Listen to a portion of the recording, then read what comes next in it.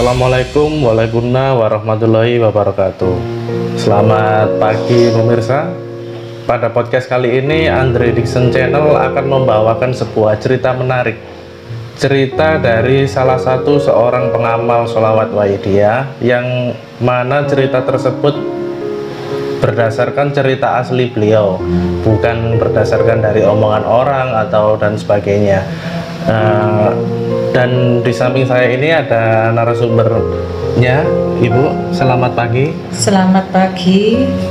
Bisa diceritakan untuk pengalaman menariknya tentang sholawat Wahidiyah, Bu? Iya, pengalaman ini saya alami mulai tahun 2016 ya, Mas Andri. Dulu tuh saya masih SMP tahun 1983, saya masih SMP kelas 2. Saya kan belum tahu sholawat Wahidiyah itu bagaimana, belum mengenal sama sekali. Pada tahun 82 itu? Iya, tahun 82. Nah, pada waktu itu ayah saya meninggal. Saya SMP kelas 2, ayah saya meninggal. Setelah itu saya kan belum tahu sama sekali bagaimana sih sholawat Wahidiyah. Belum mendengarkan, belum mengenal sama sekali. Belum. Baru menikah tahun 1987 itu menikah. Saya itu baru kenal namanya saja, tapi belum sempat menjalankan. Belum mengamalkan itu. Terus setelah tahun 2016 kemarin itu saya menerapkan sholawat ini, mulai mengamalkan. Berarti 2016 itu ya? Iya, mulai mengamalkan tahun 2016. Lah itu kan pertama kali saya ikut mujahadah ke Blitar, tepatnya di makam Bung Karno. Acara Nisusana kalau acara ya, acara Nisusana yang di Bung Karno itu. Ya, di situ saya ada kejadian yang tidak saya duga sama sekali ya. Saya nggak tahu itu apa, kejadian apa. Saya itu kok pada waktu beliau Romo Yai Hamid itu memberikan fatwa ya, Mas Andri, itu saya itu kok sepertinya tidak terasa meneteskan air mata. Terus saya itu kok diperlihatkan ayah saya di alam kubur itu dalam keadaan tersiksa. Itu berarti jenengan kondisi sadar, Bu? Sadar, iya sadar. Saya itu sadar, gak tidur, ya gak ngantuk, gak apa. Saya itu sadar. Sadar tuh kok saya itu seperti diperlihatkan kondisi ayah saya di alam kubur. Itu meninggalnya sudah bertahun-tahun. Saya tidak tahu keadaannya, kan tidak tahu meninggal ya. Terus baru tahun 2016 itu diberi seperti kelihatan di pelupuk mata saya itu, ayah saya itu seperti rebus di aspal hitam pekat, yang kalau merebus air itu mungkal bahasa Jawanya itu, Mas Andri, aspalnya itu. Berarti kondisi pada saat mendengarkan fatwa dari beliau Romo Yai Hamid, jenengan seperti dilihatkan kondisi ayahnya yang ada di alam kuburnya itu, Bu. Iya Mas Andri, begitu. Waktu itu saya ya menangis tidak bisa saya bendung air mata, itu menangis sejadi-jadinya saya. Ya Allah, orang tua saya seperti ini keadaannya. Selama ini saya tidak tahu bagaimana sengsaranya orang tua saya di alam kubur.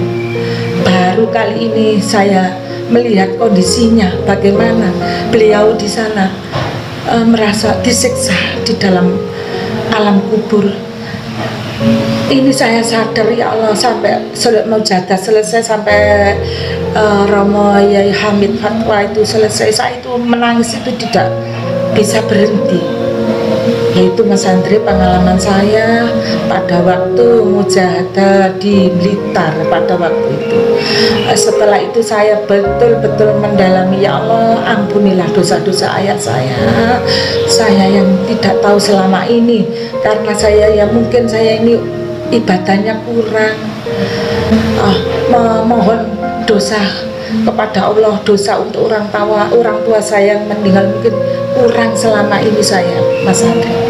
Jadi setelah diperlihatkan kondisi ayahnya ibu waktu di fatwa itu, setelah itu ibu gimana Bu? Maksudnya langsung mengamalkan sholawat waidiyah atau kirim doa atau bagaimana? Setelah itu saya itu sadar. Terus orang tua saya kalau keadaannya seperti ini, siapa lagi yang yang menolong kalau bukan anaknya. Ya setelah itu saya betul-betul mau mengamalkan sholawat waidiyah, betul-betul saya pahami betul bagaimana mengamalkan sholawat waidiyah yang betul, yang benar, perintah beliau, bimbingan beliau yang dianjurkan itu bagaimana. Setelah itu Mas Andre, makanya sekarang itu setelah kejadian itu saya berusaha untuk ada 1 minggu sekali itu Mas Andre di rumah saya, usbuiyah di rumah saya, monggo Bapak Ibu rawuh di rumah saya 1 minggu sekali itu Mas Andre, untuk menenangkan hati saya, juga meringankan mohon ampunan dosa saya, dosa orang tua saya, keluarga saya yang selama ini tidak pernah mengamalkan sholawat waidiyah. Setelah diperlihatkan seperti itu, ya Allah, sepertinya Mas Andri, ya Allah, saya itu hidup di dunia ini hanya sementara, nanti yang kekal abadi itu di alam kubur, di sana. Jadi untuk apa kita hidup di dunia ini kalau kita tidak menjalankan betul-betul fatwa beliau, junjung bimbingan beliau itu Mas Andre yang saya. Jadi selama bertahun-tahun setelah ayah jenengan meninggal ikut pengajian, ikut itu enggak pernah ada. Tidak pernah saya dilihatkan seperti itu. Tidak pernah. Saya ini ya juga aktif di pengajian, aktif di tiba dan sebagainya saya itu. Tapi saya selama ini tidak pernah diperlihatkan bagaimana kondisi ayah saya ini. Baru pertama kali itu tahun 2016 itu. Waktu beliaunya fatwa juga. Betul sekali. Saya itu sampai bulu kuduk saya berdiri.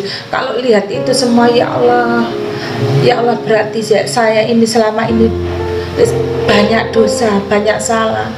Terutama orang tua saya meninggal, tidak ada yang mendoakan bagaimana beliaunya sengsara di alam kubur sana. Maka dari itu Mas Andre, saya berusaha sekarang memohon ampunan untuk dosa-dosa ayah saya yang sudah meninggal, dosa-dosa kedua orang tua saya, ibu, saudara-saudara saya. Monggo mohon sadar, monggo mengikuti anjuran atau perintah dari sholawat waidiyah. Nah pemirsa, ternyata amalan sholawat waidiyah ini merupakan sebuah amalan yang jami'al alamin, dalam artian tanpa pandang bulu. Nah menurut cerita dari ibu ini tadi, bahwasannya pada saat ayahnya beliau meninggal itu beliau dan keluarga belum mengenal tentang sholawat waidiyah, dan barusan mengenal sholawat waidiyah ketika beliau menikah. Itu diceritakan pada saat tadi kan, ternyata ketika kita mengenal sholawat waidiyah, meskipun orang tua kita atau pendahulu-pendahulu kita belum mengenal sholawat waidiyah, ternyata karena kita mengamalkan sholawat waidiyah ini tadi, orang tua kita atau pendahulu kita ikut mendapatkan nikmatnya sholawat waidiyah. Seperti itu. Jadi tidak ada salahnya, tidak ada, maksudnya tidak ada keterlambatan bagi kita yang belum mengamalkan sholawat waidiyah, karena memang nikmatnya atau barokahnya itu gak hanya pada kita, pada pendahulu kita, pada orang tua kita yang sudah mendahului, itu juga mendapatkan nikmat dari sholawat waidiyah itu tadi Bu ya. Iya. Barangkali ada cerita menarik yang lain Bu? Iya, Ini saya cerita sebentar, ini pengalaman saya juga Mas Andre ya. Pada waktu itu saya setelah ikut sholawat Waqidiyah berniat saya itu mau keluar dari jamaah yasinan. Ini berarti sesudah yang nifsu sana itu? Iya, sesudah di Blitar itu. Di situ itu saya itu sudah ke pengurusnya bahwa saya mau resign, mau keluar karena saya mau ingin fokus ke Waqidiyah. Tapi malamnya itu Mas Andre, saya itu di mimpi didatangi Mbah Yai. Oh, jadi belum sempat ngomong ke pengurus yasinan? Oh, sudah ngomong? Iya, sudah ngomong saya Mas Andre. Terus tapi malamnya terus didatangi, suruh itu lanjutkan aja ikut di dalam mimpi tersebut. Iya, itu beliau mu'alif Mbah Yai Abdul Majid nih. Mbah Yai yang Mbah Yai Abdul Majid. Mbah Yai Abdul Majid nih. Mimpi saya didatangi. Saya itu langsung ya, paginya itu saya izin ke pengurus yasinan bahwa saya mau mengundurkan diri karena saya ingin fokus ke sholawat Waqidiyah. Nah, terus malamnya itu mimpi didatangi beliaunya. Jangan keluar, terus aja ikut jamaah itu, ikut, nggak apa-apa, terus aja bilang gitu. Akhirnya saya pagi setelah itu langsung saya ke rumah pengurus tadi, saya urutkan, Bu, saya nggak jadi keluar, Bu, saya tetap ikut. Iya, itu. Ini pengalaman saya yang kedua, Mas Andre. Jadi karena ingin berfokus mengamalkan sholawat Waqidiyah, rencananya ingin keluar dari pengajian, ternyata malamnya mimpi didatangi oleh beliau mu'alif. Iya, mu'alif Mbah Yai ya, Mbah Yai Abdul Majid Ma'ruf. Betul itu. Terus saya paginya langsung ke rumah pengurus, Bu, saya jadi besoknya langsung kembali lagi. Ya, kembali lagi. Gak jadi keluar gitu. Ya. Ini didatangi beliau, jangan keluar gitu. Terus langsung saya nggak jadi keluar Mas Andre itu. Sampai sekarang alhamdulillah. Nah, pemirsa, jadi sholawat Waqidiyah ini nggak selalu terpaku tentang ajaran sholawat Waqidiyah aja, nggak terpaku tentang lembaran aja. Jadi beliau itu tetap menganjurkan untuk santri-santrinya atau para pengamal sholawat Waqidiyah semuanya ini tetap menjalankan ibadah yang sesuai Islam di luar sholawat Waqidiyah, seperti pengajian, dibaan, gitu ya, sama mungkin tahlil, surat yasin, seperti itu. Jadi nggak yang selalu kalau kamu seorang Waqidiyah ya wis nggak usah yasinan, nggak usah tahlilan, itu enggak, pemirsa. Makanya dari cerita ibu ini tadi, ingin fokus ke Waqidiyah, pengen keluar dari pengajian, malam mimpi didatangi Mbah Yai, gitu Bu ya. Mas Andri. Di dalam mimpi tersebut Mbah Yai Abdul Majid Ma'ruf dawuh kalau nggak usah keluar pengajian, tetap ikut pengajian, gitu Bu ya. Iya, saya dibilangin gitu, jangan keluar. Jadi saja gitu Mas Andri.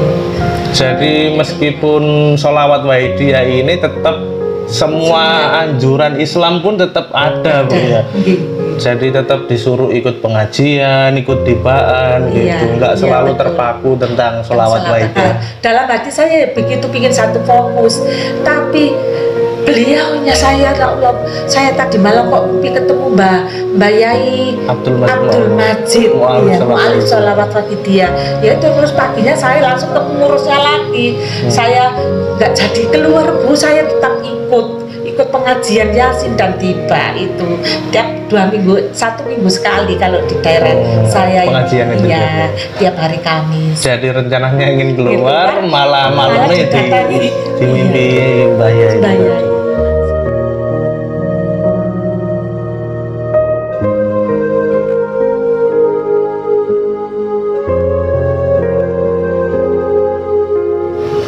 Kami Android Edition Channel mengucapkan terima kasih. Selamat beraktivitas. Terima kasih. Wassalamualaikum warahmatullahi wabarakatuh.